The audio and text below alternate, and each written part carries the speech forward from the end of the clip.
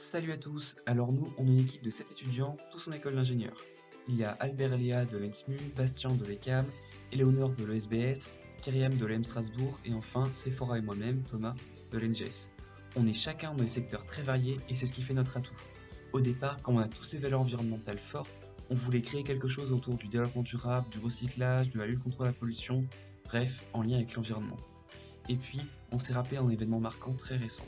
En juillet 2020, un pétrolier transportant 4000 tonnes d'hydrocarbures a percuté un récif de l'île Maurice et en a déversé 800 tonnes dans la mer.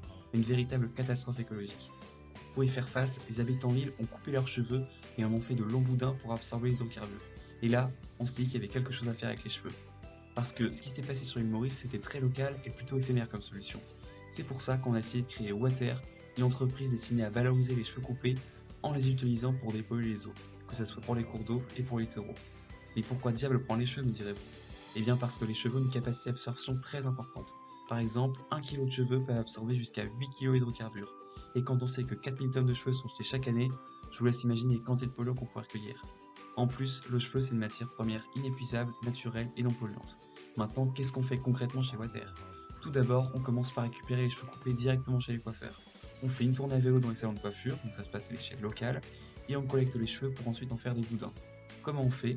On prend des collants, on les remplit de cheveux, tout simplement. Pour les utiliser, il suffira de les appliquer sur les zones souillées aux hydrocarbures et hop, ça les absorbe.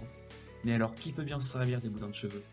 En fait, la plupart des acteurs qui ont un lien avec la qualité des eaux sont potentiellement concernés. Donc ça peut être Lyon des Ports de France, les directions interrégionales de la mer, les stations-service, les ports de plaisance, les acteurs locaux comme les associations environnementales, les dépôts pétroliers ou encore les collectivités territoriales.